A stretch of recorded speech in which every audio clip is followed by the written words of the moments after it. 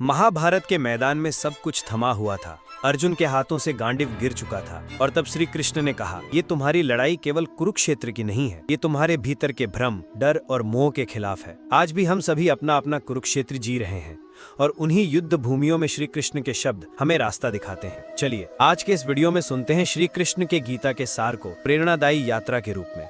ना तू इस शरीर से है, ना तू इस दुख से। तू एक आत्मा है, अमर, अविनाशी और चिरंजीवी। श्री कृष्ण कहते हैं, तू कर्म कर, फल की चिंता मत कर। यह एक मंत्र है हर उस इंसान के लिए जो सपने देख रहा है, जो मेहनत कर रहा है। श्री कृष्ण सिखाते हैं, अपना कर्म करो, विश्वास रखो, परिणाम को ईश्वर पर छोड़ दो।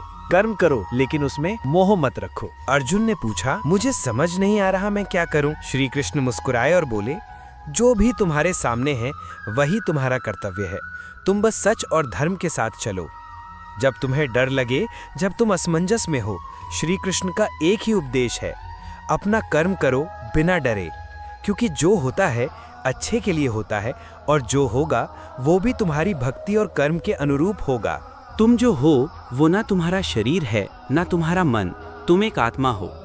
श्री कृष्ण कहते हैं, ये शरीर एक वस्त्र है जिसे जीवन के अंत में बदल दिया जाता है। इसी बात को समझ लेना ही मोक्ष की ओर पहला कदम है। तुम दुनिया में हो लेकिन दुनिया के मोह में मत उलझो।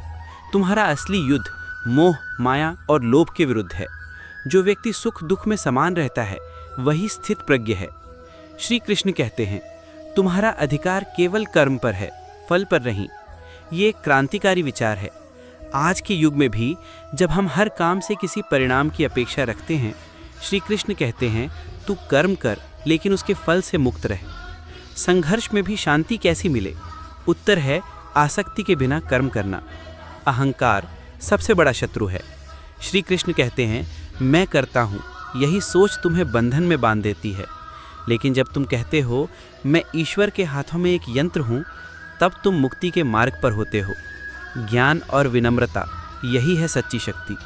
भक्ति क्या है? श्री कृष्ण कहते हैं, मन मना भव मद भक्तः मद्याजी माम नमस्कुरु। मुझ में मन लगाओ, मुझसे प्रेम करो, मुझे अर्पित करो और मुझे नमन करो, तुम्हारा कल्याण निश्चित है। जब तुम ईश्वर में स्वयं को समर्पित कर देते हो तब चिंता समाप्त हो जाती है। समस्या छोटी हो जाती है जब भक्ति बड़ी हो जाती है। श्री कृष्ण कहते हैं, जो जन्म लेता है उसकी मृत्यु निश्चित है और जो मरता है उसका पुनर्जन्म भी निश्चित है। तो फिर तू क्यों रोता है? मृत्यु केवल शरीर की होती है, आत्मा तो कभी नहीं मरती। ये गीता का सबसे गहरा सत्य है। मृत्यु एक संक्रमण है, अंत नहीं। श्री कृष्ण ने अर्जुन से कहा, उठो, ये तुम्हारा समय है। तुम योद्धा हो, तुम्हारे अंदर दिव्य शक्ति है।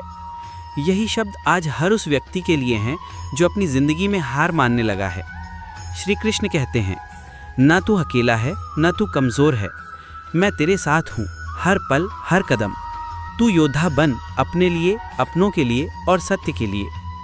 गीता के शब्द केवल एक ग्रंथ नहीं, वो एक जीवन दर्शन है। अगर तुमने श्री कृष्ण के उपदेशों को अपना लिया तो ना दुख होगा, ना भय, ना असमंजस। अंत में श्री कृष्ण कहते हैं, जो मेरे शब्दों में श्रद्धा रखता है मैं उसका सदा रक्षक बन जाता हूँ। हर पल कृष्ण में विश्वास रखो और जीवन को एक योद्धा की तरह जियो। जय श्री कृष्ण।